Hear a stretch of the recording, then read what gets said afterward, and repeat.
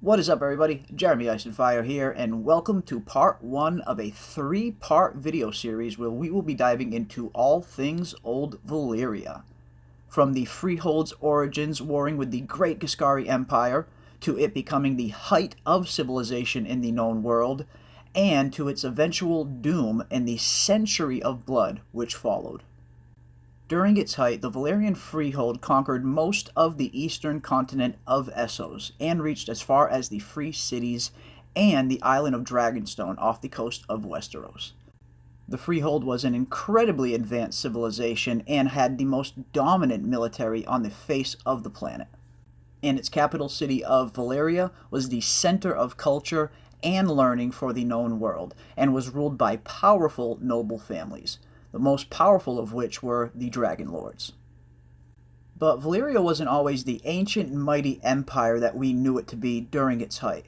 In fact, in its early days, Valyria was said to be no more than a simple shepherd civilization, who just so happened to discover dragons while laboring in the 14 Flames, a chain of active volcanoes along the Valyrian peninsula. It is said that the ancient Valyrians learned to tame and ride dragons using sorcery and blood magic, although the ancient people of Asshai tell of a different origin of Valyria and its dragons. The ancient Asshai claim that the dragons first originated from the Shadowlands beyond Asshai, and claim that they were originally brought to Valyria, and that the ancient people of Asshai taught the Old Valyrians how to claim and ride dragons. Regardless of how the Valyrians actually mastered their dragons, one thing was for sure: they were now in control of the most powerful force in the known world, and with it they quickly wanted to expand their influence and their empire. They began establishing the Freehold with the city of Valyria as its capital, where they began to master dragon riding, blood magic, and other forms of sorcery, including some of the most advanced architecture the known world has ever seen, along with the now lost ancient art of making Valyrian steel, the strongest and sharpest steel in the known world, which would later go on to be coveted by the most powerful families in Westeros. In the early days of Valyria, some 5,000 years before the events of Game of Thrones, the Empire of Old Geese dominated most of the continent of Essos. And with the Valyrian Freehold on the rise, threatening the Empire of Old Geese, it was only a matter of time before the Ghiscari and the Valyrians went head-to-head, which they eventually did in a period of time that became known as the Ghiscari Wars. The Ghiscari Wars were a series of 5 different wars fought between the Empire of Old Geese and the Valyrians, in which the Lockstep Legions, an ancient and powerful army commanded by the Ghiscari, known to be the most powerful soldiers in the known world at the time, faced off against the Dragon Lords of Old Valyria. But time and time again, the Dragon Lords proved to be too powerful for the Empire of Old Geese, as no one could stand against fire-breathing dragons, let alone hundreds of them. As the Valyrians continued to expand their territory across the known world, the Ghiscari would try in vain to try and halt their rise quite a few times. In the Second Ghiscari War, the Kingdom of Sarnor, which was a collection of independent city-states, ended up getting drawn into the conflict and sided with the young Valyrian Empire against the Ghiscari legions. By the time the Third Ghiscari War kicked off, however, the conflict had spread as far as the Summer Sea and the Basilisk Isles, and even as far as Sothorios, the southernmost continent in the known world. The Ghiscari Empire had founded an old colony in Sothorios called Gorgai on the Isle of Tears, the largest isle in the Basilisk Isles. Gorgai stood for some 2 to 4 centuries. Their origin is disputed, but one thing we do know is that the Valyrian Dragon Lords did capture the island and turned it into the city of Gogassos, a place where the ancient Valyrians would conduct their more forbidden and darker sorceries, almost like their own personal island of Dr. Moreau. After capturing Gogassos, the Valyrians went on to capture the only other major city on the coast of Sothorios, the colony of Zemitar, which brought an end to the Fourth Ghiscari War. The fifth and final of the Ghiscari Wars is said to take place around 4700 BC, at the end of the fifth and final war, the Ghiscari Empire was utterly defeated. The Valyrian dragon lords burnt their cities to ash, and the Ghiscari pyramids, temples, and homes were all razed by dragon flame.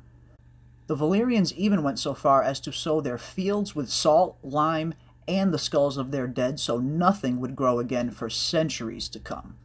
The fifth and final of the Ghiscari Wars saw legions of the Ghiscari slain, and those who survived would end up being enslaved by the Empire of Valyria, who adopted slavery as a custom, which is something that the Valyrians had not been partaking in before the Ghiscari Wars.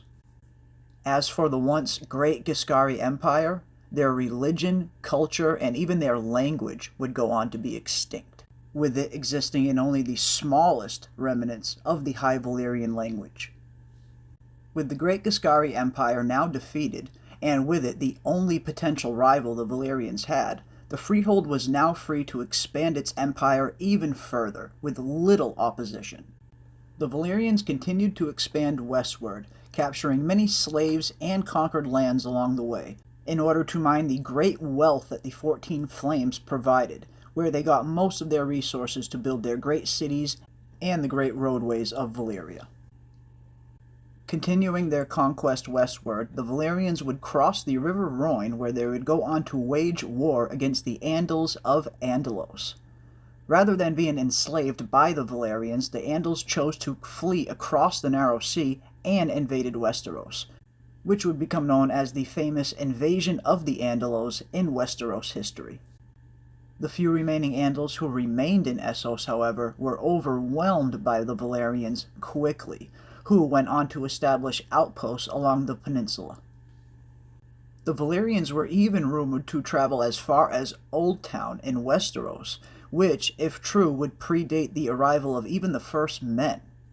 And given how little we know about the origin of Battle Isle and the original tower in Old Town, as it is suspiciously looks a lot like the fused black stone that we know Valyrians have been known to work in the past, it's highly possible that the Valyrians were in fact in Westeros far before the first men.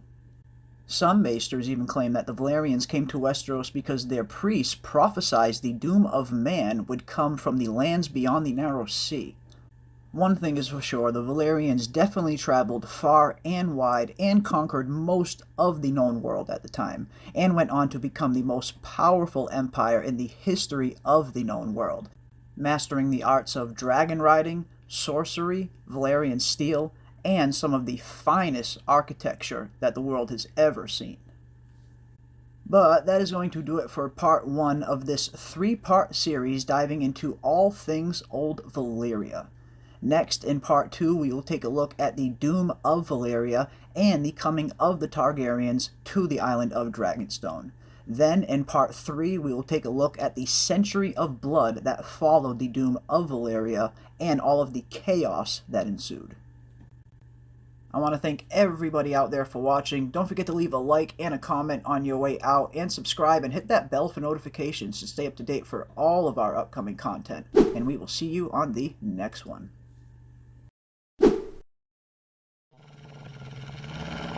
Mm-hmm.